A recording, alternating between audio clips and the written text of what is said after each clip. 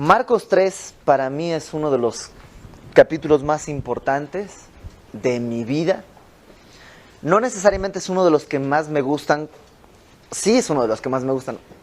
Yo creo que el capítulo que más el capítulo que me mata es Segunda de Pedro. Segunda de Pedro 1 yo creo que me vuela la cabeza. Pero Marcos 3 para mí representa un parteaguas porque la vez que yo recibí a Jesucristo como mi Señor fue cuando el pastor Héctor Hermosillo en Semilla de Mostaza predicó Marcos 3. Estaban viendo el Evangelio de Marcos y fue justo en el capítulo 3 cuando yo ya no aguanté. Dejé de hacerme el macho y me porté como hombre.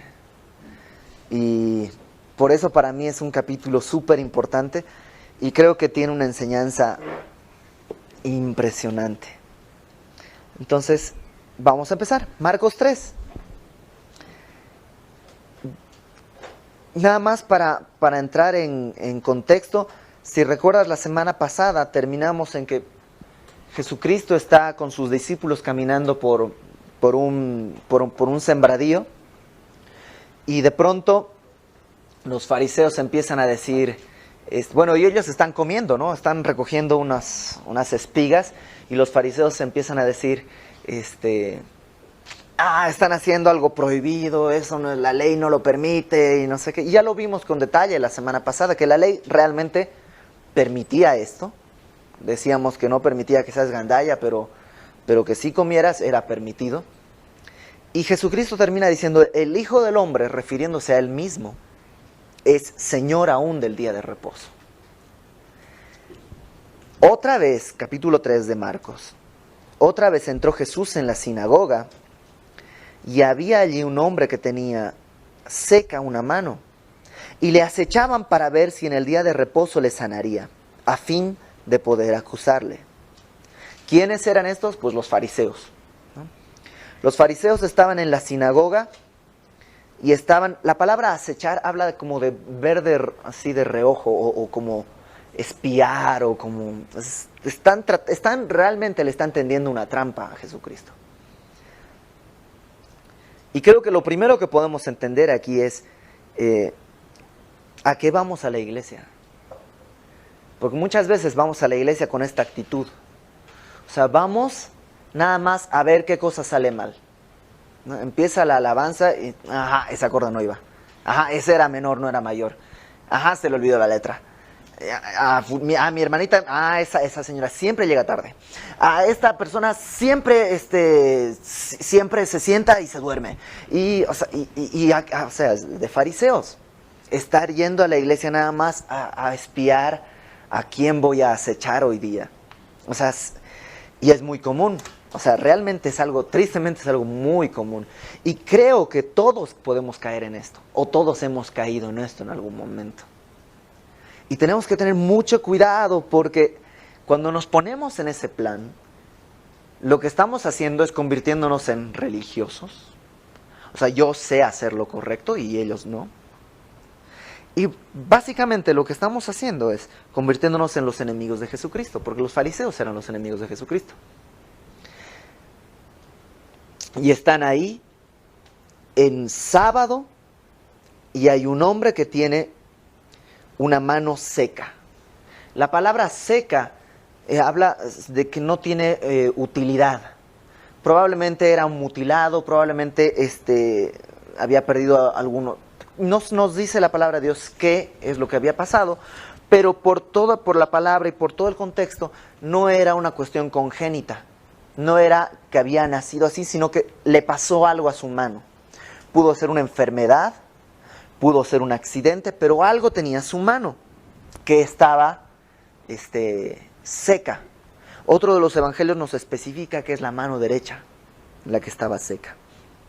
Y ahí está esta persona con una necesidad, está Jesucristo y están los fariseos acechando porque ya conocen de Jesucristo.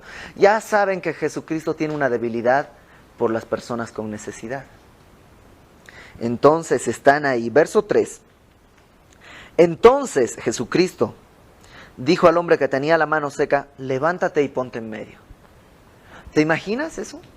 O sea, tú tienes una malformación. Y siempre lo que tratas de hacer cuando tienes un defecto es ocultarlo. Pero Jesucristo le dice, levántate y ponte en medio. Podrías decir, no, Señor, discúlpame, yo acá estoy bien porque no quiero exhibirme delante de todos. Pero este hombre ya sabía quién era Jesús también, ya lo había visto milagros, y entonces, a lo mejor cuando Jesucristo le dice, levántate, ponte en medio, en su cabeza viene, todos te van a ver, pero ¿qué es lo que hace? Vamos a leer. Levántate y ponte en medio. Por el contexto, vemos que obedeció. Vamos a ver por qué después. Y les dijo, es lícito en los días de reposo, a los fariseos les dice, es lícito en los días de reposo hacer bien o hacer mal, salvar la vida o quitarla. Pero ellos callaban. Y esto se me hace bien interesante.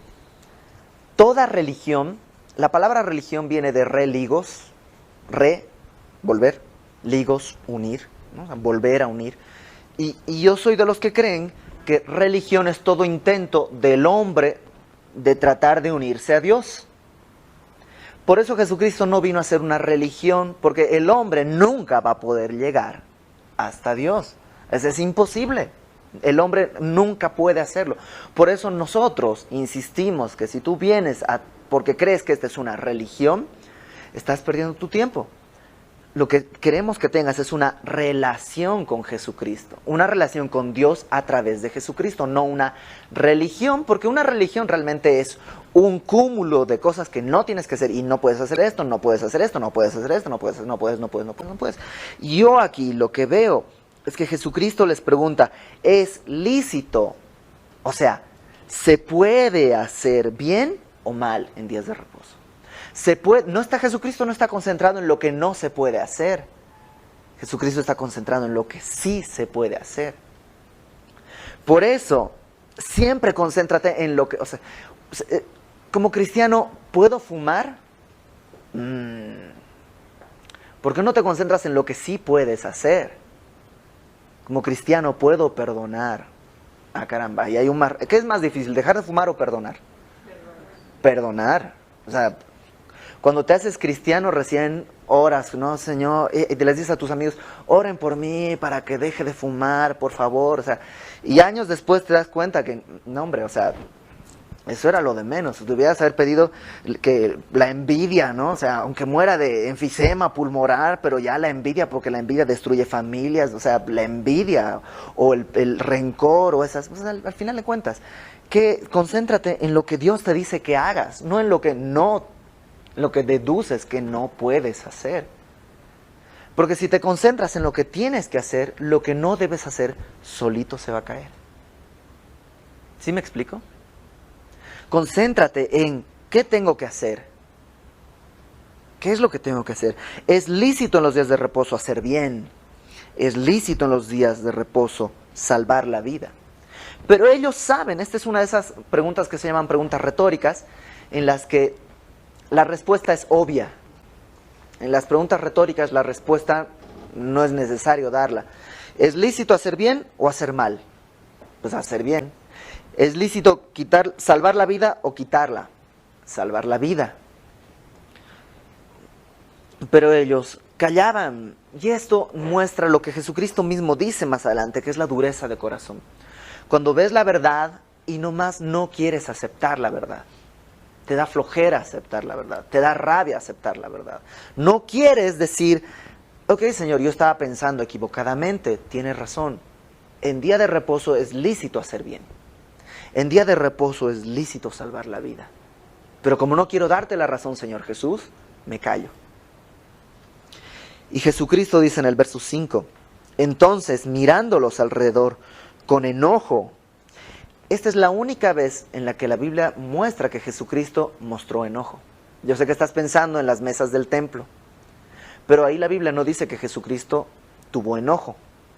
Aquí es la única vez que Jesucristo dice que tuvo enojo. Con enojo entristecido por la dureza de sus corazones, dijo al hombre, extiende tu mano. Ahora, yo creo, sinceramente, yo creo que este es como el caso, ¿se acuerdan en Juan cuando Jesucristo llega a la tumba de Lázaro y están todos llorando porque Lázaro murió y él se acerca a la tumba y está el versículo más corto de la Biblia que dice Jesús lloró? Y que obviamente Jesús sabía que él lo iba a resucitar, entonces no estaba llorando porque Lázaro había muerto, sino Jesús estaba llorando porque el pecado produce muerte. Y él estaba llorando por la condición en la que el pecado nos tiene a todos unidos, nos tiene sujetos a la muerte. Y por eso él llora por la condición del hombre. Por eso él vino y dio su vida para librarnos de esa esclavitud del pecado. Para que ya no tengamos que vivir la muerte. Sí, la muerte física, pero ya no la muerte espiritual. Yo creo que es igual este mismo caso. Él no está enojado con los fariseos, porque él ama al pecador. Él está enojado con el pecado. Dios aborrece el pecado, pero ama al pecador. Y yo creo que este es igual ese caso, que él está con enojo por el pecado, pero cuando ve los corazones de ellos, solamente está entristecido por esa dureza. Y entonces, al ver eso, le dice al hombre, extiende tu mano. Y él la extendió y la mano le fue restaurada sana. Y esto se me hace impresionante. Porque, pongámonos desde el punto de vista de esta persona. Primero le dice, ponte en medio. Y le pudo haber dicho, no me exhibas. O sea, ya tengo suficiente con estar así, pero no me exhibas, Señor. Pero Jesús le dice, ponte en medio. Y yo creo que se puso en medio, porque luego nada más le dice, extiende tu mano. Y él pudo haberle dicho, Señor, o sea, ahora no solamente me exhibes, sino que te burlas de mí. O sea, extiende tu mano, o sea, no puedo, está seca, Señor. O sea, te crees muy sabio, pero ¿no ves que mi mano está seca? O sea, pudo haberle discutido viendo esto.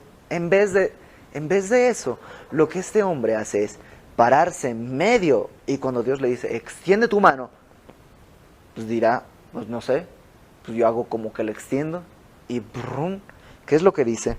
La mano le fue restaurada sana. No dice que le fue restaurada sana y luego le extendió, sino que al momento de extender la mano le fue restaurada.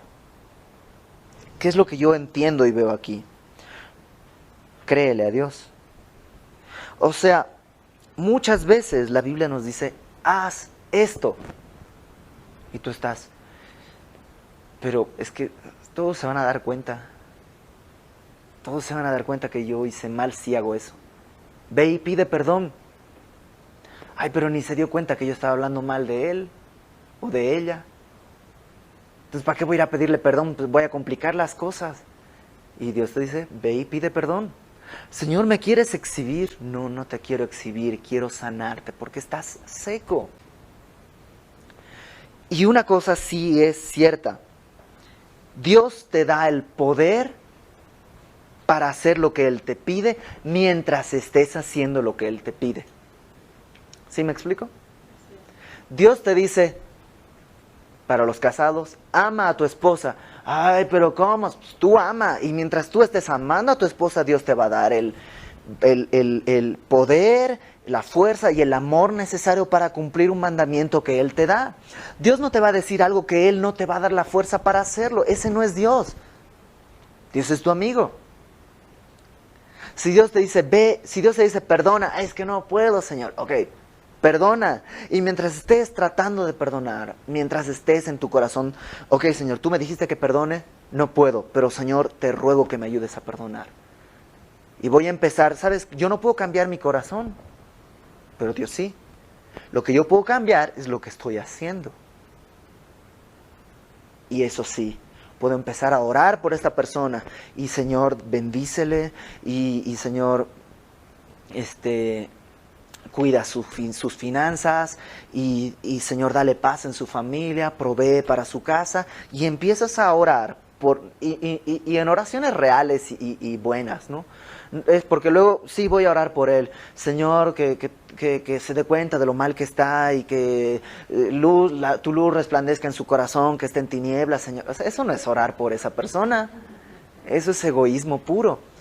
Entonces, si Dios me dice perdona, Dios me va a dar el poder de perdonar. Lo único que tengo que hacer es empezar a perdonar. Y mientras yo esté haciendo eso, Él me va a dar el poder para hacerlo. O sea, cree en lo que Dios te dice. En todos los sentidos, créele a la palabra. Si la palabra te dice, busca primeramente el reino de Dios y su justicia y todo lo demás será añadido, busca primero el reino de Dios y su justicia. ¿Tienes problemas económicos? Perfecto. Primero busca el reino de Dios y su justicia y todo lo demás va a ser suplido. Y aquí yo sí puedo decir que lo he vivido. Hace un poco menos, casi un año. No, hace más de un año. En enero del año pasado. Yo iba a entrar al Instituto Bíblico. Estaba trabajando en una escuela de música y mis horarios eran dispares, tenía clases en la mañana, clases en la tarde y estaba ganando, digamos, más o menos. No me moría de hambre, pero no podía ahorrar realmente, vivía con lo justo. Y yo sentí que tenía que entrar al instituto y además me quería casar. En 6 meses me casaba. Entonces, y mi boda, pues mi familia vive en Bolivia, entonces tenía que pagarle el pasaje a mi familia que viniera acá, o yo tenía que ir a Bolivia, y o sea, de todos modos era una gastadera impresionante. Y decidí creerle a Dios. Y en la escuela donde trabajaba tuve que renunciar a varios grupos. Y muchas horas de clase que yo daba tuve que renunciar para poder estar en el instituto, porque entendía que eso era lo que Dios me estaba pidiendo. Y era todo en contra, porque tenía que pagar el instituto y estaba renunciando a trabajo. Tenía que casarme y estaba renunciando a trabajo. Pero apenas renuncié, a la mitad de mis trabajos, solo trabajaba en la mañana. Entré al instituto obedeciendo a Dios. Mi primer cheque era del doble de lo que estaba ganando antes de hacer esto. Y de pronto, en mi cuenta, a los 6 meses, tenía una cantidad de dinero que decía yo, ¿y esto, Señor? Y empezamos a hacer cuentas y salió para los pasajes, para pagar el juez, para pagar la boda, para pagar el pasaje de regreso, y digo, y así, y con el último centavo, regresamos. No fue para hacernos millonarios, fue para eso. Y creo que Dios es fiel si tú le haces caso.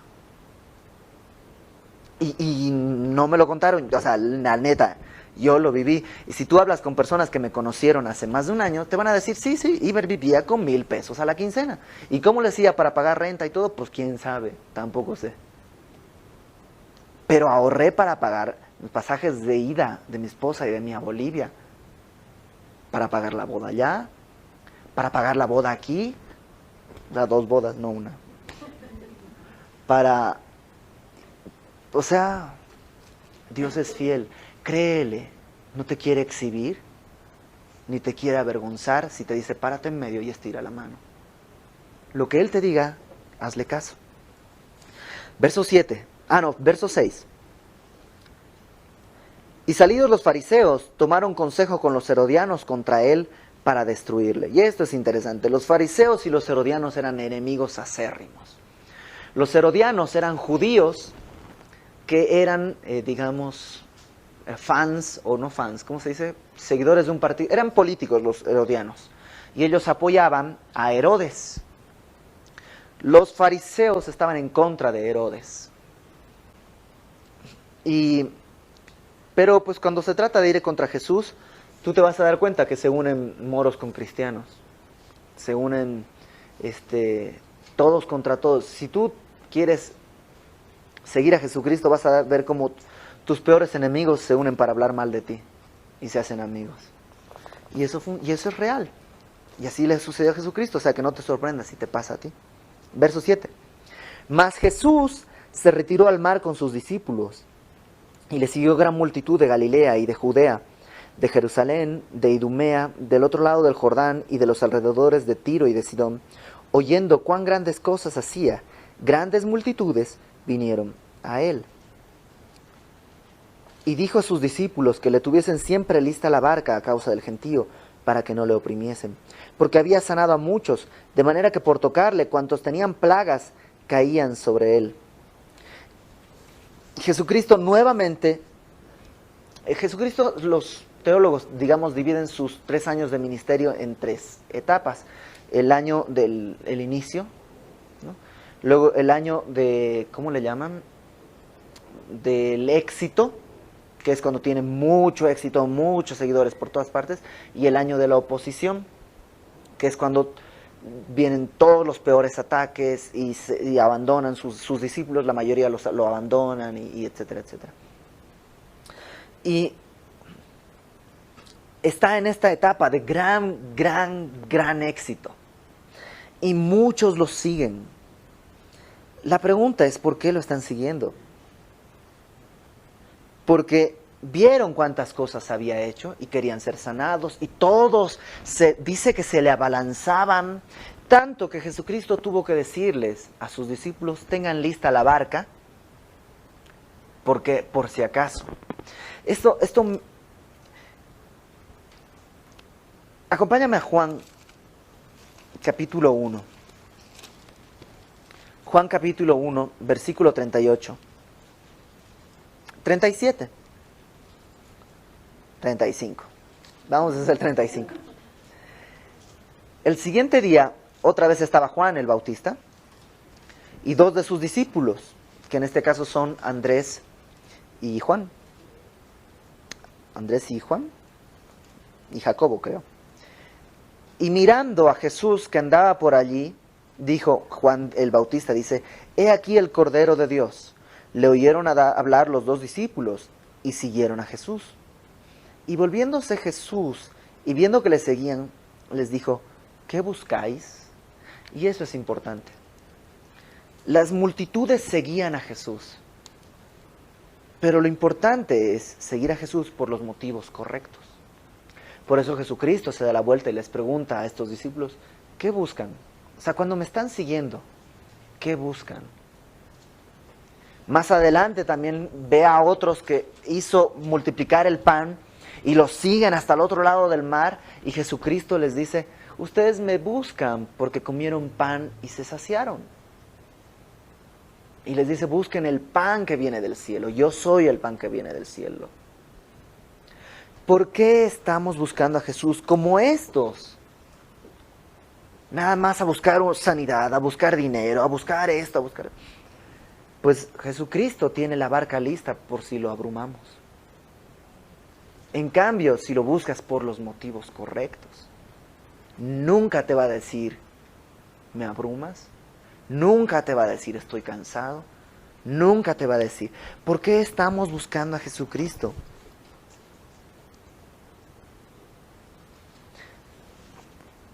Por esa razón, porque a veces lo buscamos por los motivos equivocados, Dios a veces nos lleva a momentos de prueba. Y nos lleva a momentos en los que, desde que me hizo cristiano ya no tengo dinero. Y no tengo dinero, y no tengo dinero, y no tengo dinero. ¿Vas a seguir siguiendo a Cristo? ¿O nada más será por el dinero? Deuteronomio 8. Deuteronomio 8.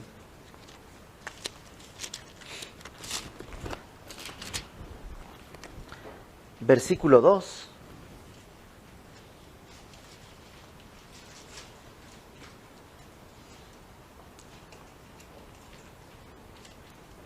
Les está hablando Dios a los israelitas y les dice: te acordarás de todo el camino por donde te ha traído Jehová tu Dios estos 40 años en el desierto, para afligirte, para probarte, para saber lo que había en tu corazón, si habías de guardar o no sus mandamientos. ¿Para qué?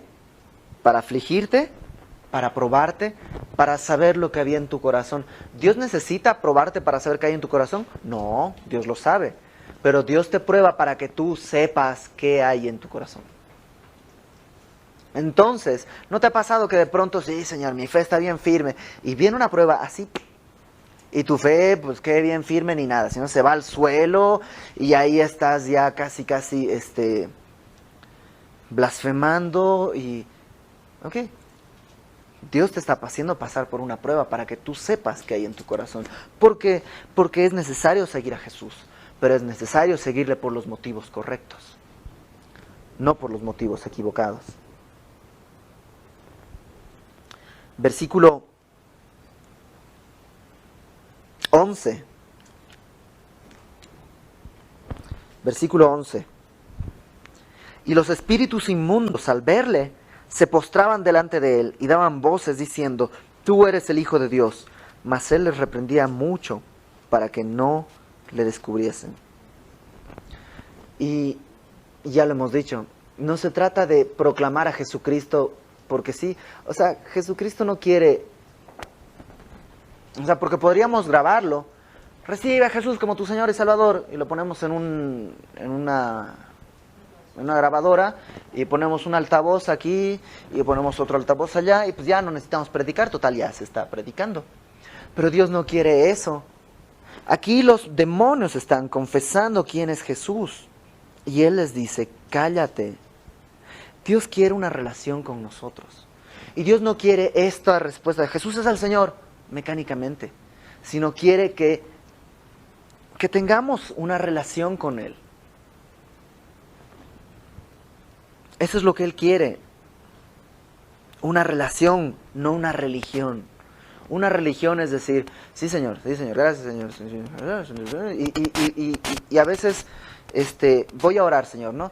Y oras, y pues en realidad estás orando palabrerías, y ya oré, Señor, ya casi le estás diciendo a Dios: ya Señor, ya estás tranquilo, ya me puedo hacer mi vida, ya no me molestas, ya oré, bye.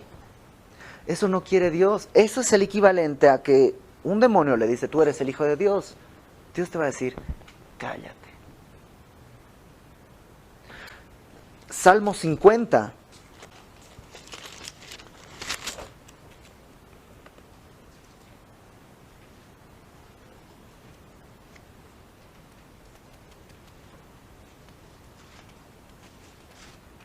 Verso 10. Dice: mía es toda bestia del bosque y los millares de animales en los collados. Conozco a todas las aves de los montes y todo lo que se mueve en los campos me pertenece. Si yo tuviese hambre, no te lo diría a ti, porque mío es el mundo y su plenitud. ¿He de comer yo carne de toros o beber sangre de machos cabríos? Sacrifica a Dios alabanza y paga tus votos al Altísimo. Los demonios, cuando están confesando esto, no están alabando a Dios. Lo que Dios quiere es alabanza, no ese tipo de sacrificios religiosos. Verso 13. Después subió al monte y llamó así a los que él quiso y vinieron a él. Y me encanta esto, porque dice Lucas que llamó al monte, subió al monte y pasó toda la noche orando. En Lucas capítulo 6, versos 12 y 13, dice que él subió al monte y estuvo toda la noche orando. Pero llamó, ¿y qué dice? Subió al monte y llamó ¿a quiénes? A los que él quiso. Si tú estás aquí, no se trata de que tú dijiste: ok, a ver, voy a elegir, pues, vean, Jesucristo, venga, voy a ser cristiano, voy con Jesucristo. No, no es así. Él llamó a los que él quiso. Juan, capítulo 1, verso 12. Dice: a todos los que le recibieron, a los que creen en su nombre, Juan 1:12, a los que creen en su nombre, les dio potestad de ser hechos hijos de Dios. Y ya sabes esto, a los que le recibieron, a los que creen en su nombre, les dio potestad, les dio derecho, les dio autoridad de ser llamados hijos de Dios. No todos son hijos de Dios. Tristemente, la gente piensa que todos somos hijos de Dios. No es lo que la Biblia dice. ¿Todos somos criaturas de Dios? Sí. Pero hijos de Dios, solo los que le recibieron, los que creen en su nombre. Los otros no son hijos de Dios. Solo los que creen en su nombre.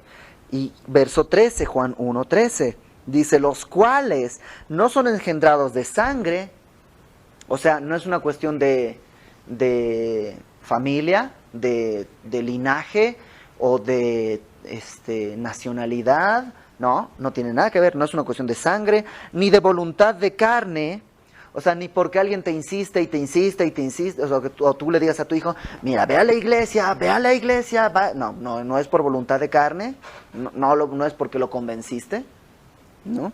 Ni por voluntad de varón, o de hombre, no se refiere a que, no es que dices, pues a ver, ya probé el budismo, ahora voy a probar el cristianismo, esta mañana, o si no esta mañana, pues ya barrí, ya lavé los platos y luego ya me hice cristiano.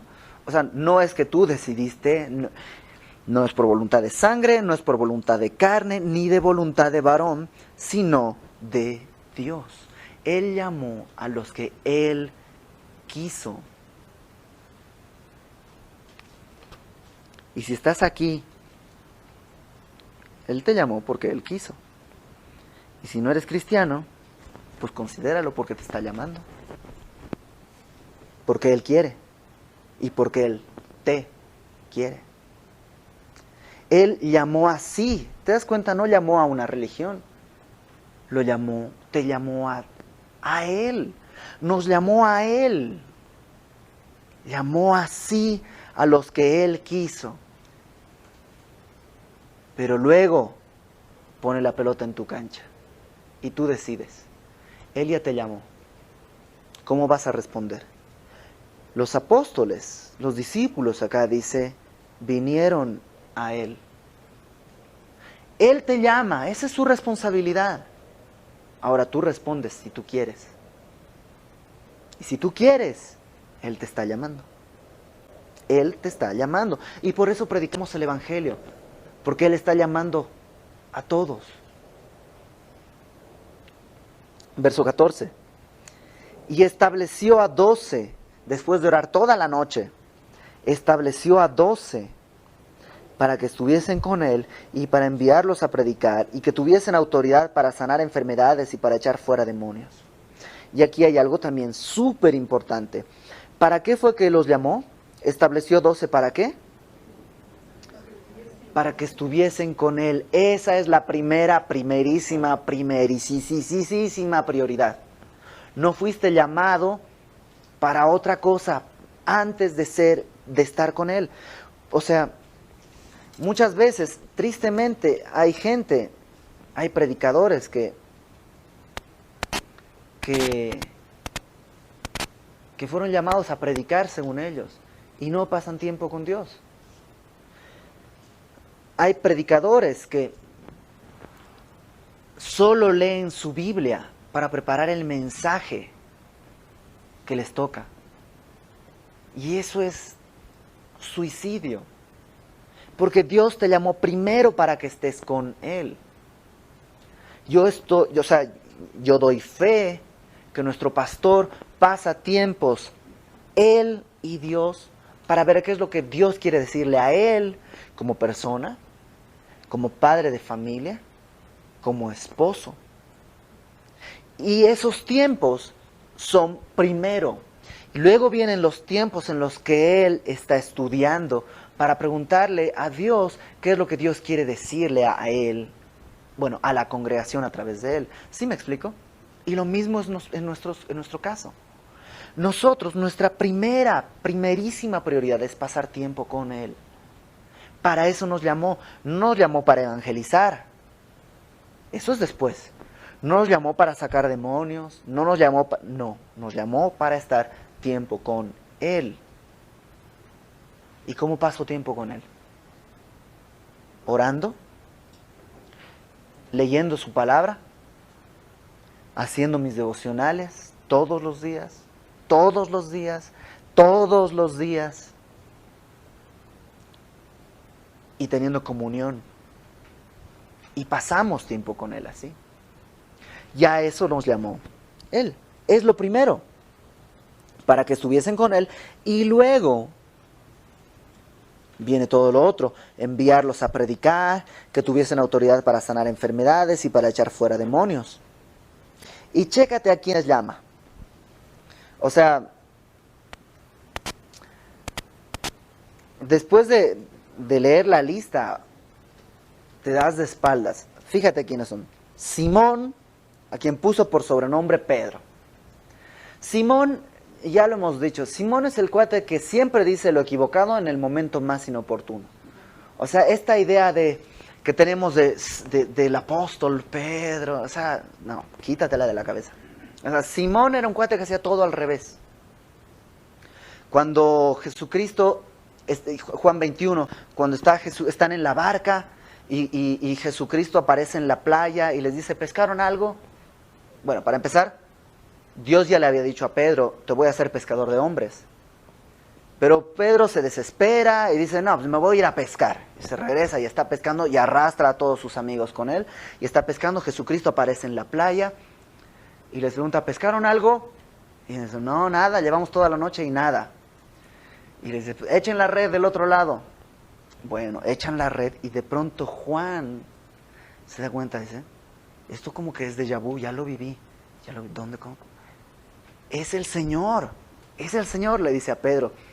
Y Pedro, que hace todo al revés, porque tú has visto que en las películas te quitas la ropa, los zapatos y ¡puf!, al agua, ¿no?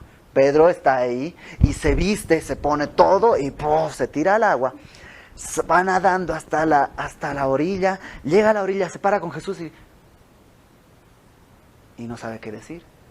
Y ahí está Jesús cocinando un pescado. Pedro siempre hacía lo que no tenía que hacer. Pero Él lo llamó. Y dice la Biblia que lo eligió antes de la fundación del mundo. Que nos eligió a nosotros antes de la fundación del mundo. O sea, no nos llamó por nuestros méritos. Y si Pedro puede estar ahí, nosotros también. Jacobo, hijo de Zebedeo, y a Juan, hermano de Jacobo, a quienes apellidó Boanerges. Esto es, hijos del trueno. O sea, imagínate cómo eran Juan y Jacobo para que Jesucristo les diga, no hombre, estos son hijos del trueno, ¿no? Porque ya conoces las historias. Entrando a Samaria, no los reciben y vienen Juan y Jacobo y le dicen, oye Jesús, ¿quieres que como Elías hagamos que descienda fuego del cielo y los consuma? Y Jesús les dice, no. O sea, yo no vine a eso. Y luego que los envía, regresan Juan y Jacobo y le dicen a Jesús, encontramos a alguien que estaba predicando pero no se juntaba con nosotros y le prohibimos que predicara. Y Jesús le dice, ok, siéntense, ¿no? El que no está contra ustedes, con ustedes está. Y esos son Juan y Jacobo. Y a ellos los llamó, o sea, son unas personas peculiares. Otra cosa que veo aquí es que Jesucristo ponía apodos. O sea, y en Semillas somos especialistas en eso. Ya luego que apaguemos les digo cómo le dicen a cada quien y te digo cómo te dicen a ti. A Andrés, Felipe, Bartolomé, Mateo, Tomás, Jacobo, hijo de Alfeo, Tadeo, Simón el cananista y Judas Iscariote. 3 personajes de aquí quiero llamar la atención. Mateo, que ya lo vimos. ¿Quién era Mateo? Leví, era cobrador de impuestos, una persona, o sea, lo peor de lo peor en esa época. Lo habíamos comparado un poco, en esta época sería como un político, ¿no? Así que no te vean en público con un político porque te quemas. Luego, el otro que quiero llamar la atención es Simón el cananista. Simón el cananista. Cananista no quiere decir que sea de Canaán. Cananista es una palabra que en otras versiones, en otros momentos se traduce como celote, o Simón el celote, que lo han debido oír mencionar. Y es porque los celotes, no los celotes, los celotes eran una especie de partido político, en realidad eran como terroristas hoy en día. Sería el equivalente. Los celotes eran radicales. Lo que ellos querían era terminar con el Imperio Romano. Ese era su propósito.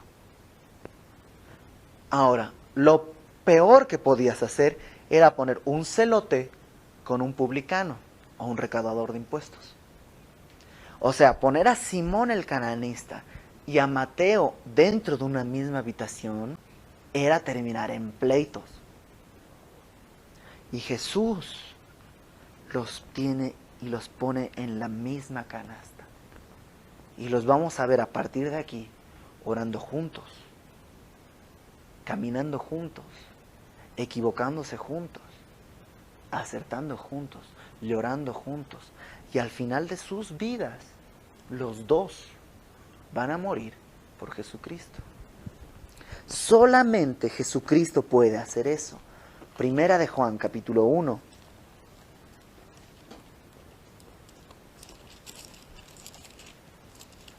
Versículo 3.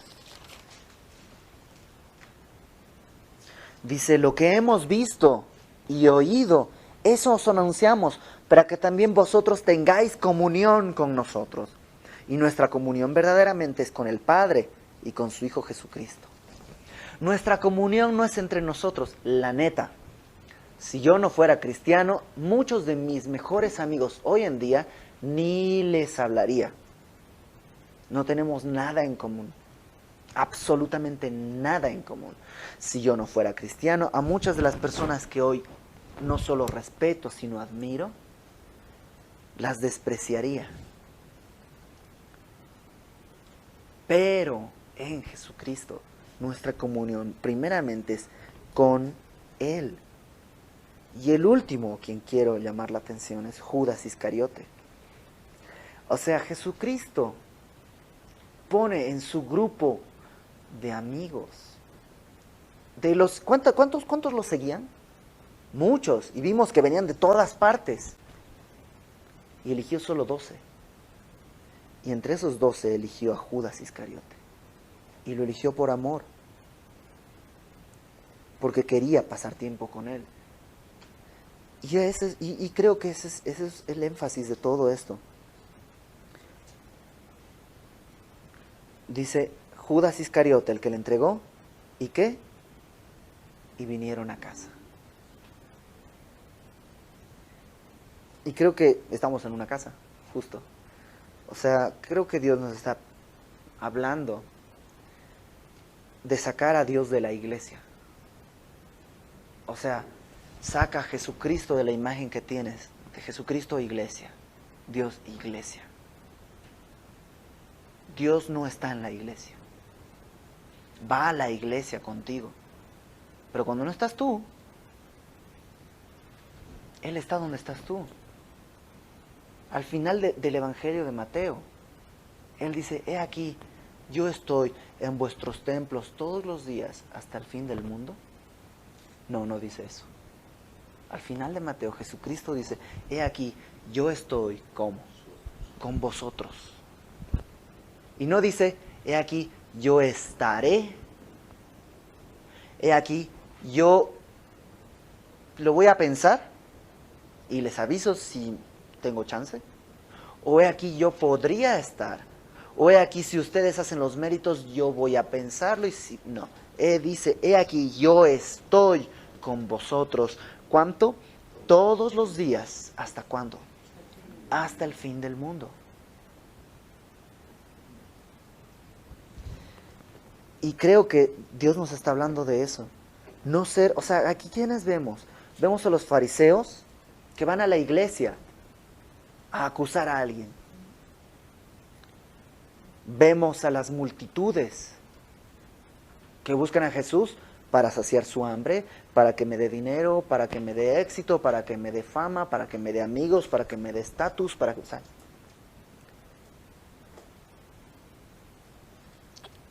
Pero también vemos a los que lo siguen y a los que Él ha llamado y responden y van a Él. A los que obedecen cuando Dios les dice ponte en medio, aunque sea humillante, va a ser para gloria de Dios. Y a las que obedecen cuando no puedes. Perdona, no puedo perdonar. Por eso, perdona. Extiende tu mano. Deja que Dios sane eso que está seco. ¿Oramos? Perdón. ¿Cuáles serían los motivos correctos por los que buscar? Nosotros le amamos, dice Juan, porque Él nos amó primero.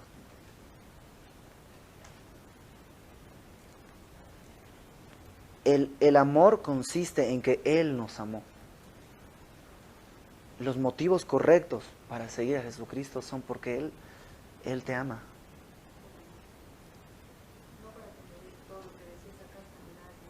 No, porque Dios no ha prometido que te lo va a dar. O sea, hasta donde yo sé,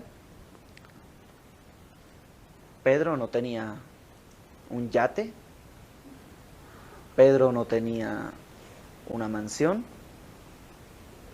Pablo trabajaba con sus manos haciendo tiendas, o sea, no vivía de sus acciones y de sus rentas. Todos los apóstoles murieron en la pobreza, murieron perseguidos. O sea, esta idea de que Jesucristo vino para que seas rico es de Satanás. Piénsalo. O sea, valdría la pena. O sea, es de gángsters. O sea, los gángsters son los que pagan su riqueza con sangre. Yo no quiero ser gángster. O sea, yo no quiero que mi riqueza se pague con la sangre de Jesucristo. Porque es un precio demasiado caro. Pero, por otro lado, mi salvación no se puede pagar con otra cosa. Solo la sangre de Jesucristo puede pagar mi salvación. Solo la sangre de Jesucristo puede lavar mis pecados. Solo la sangre de Jesucristo me permite hoy día poder decir tengo una relación con Dios, no una religión. Y esos son los motivos correctos. Por eso, todo inicia a Él. O sea, Él se muestra a tu vida y te dice, mira mis manos. Te he amado de este tamaño. Y cuando ves eso, dices, ¿qué quieres que haga? ¿Qué quieres que haga? Soy tu siervo. Y Él te va a decir, quiero que estés conmigo. Lo demás viene después. Lo demás viene después. ¿Otra pregunta? Oramos, ¿no? Señor, yo te doy gracias por este día, Señor, porque podemos seguir confiando en tu misericordia y en tu amor, Señor. Señor, yo te doy muchas gracias porque nos elegiste, Señor, a pesar de lo que somos, Señor, sabiendo cómo somos y sabiendo que te fallamos y te traicionamos y caemos y pecamos y todo, Señor, y tú nos elegiste, Señor, y nos llamaste, Padre. Yo te doy gracias, Señor, porque no depende de nosotros ni de nuestras capacidades, sino de ti y de cuánto nos amas, Señor. Te ruego, Padre, que podamos responder a ese amor, Señor. Que podamos responder a tu amor, caminar hacia ti, Señor, y pasar tiempo contigo. Que nos olvidemos de la religión. Estamos cansados de religión. Queremos, Señor, una relación contigo, porque sabemos que tú quieres esa relación con nosotros. Y esto, Señor, lo pedimos para tu gloria, porque tú te vas a glorificar transformando nuestras vidas, Señor. Aquí estamos, Señor, somos tus siervos. Haz como tú quieras. de acuerdo a tu propósito, que es bueno, es agradable y es perfecto. Por eso pedimos todo esto, Señor, y oramos sabiendo que nos escuchas, en el nombre de Jesucristo. Amén.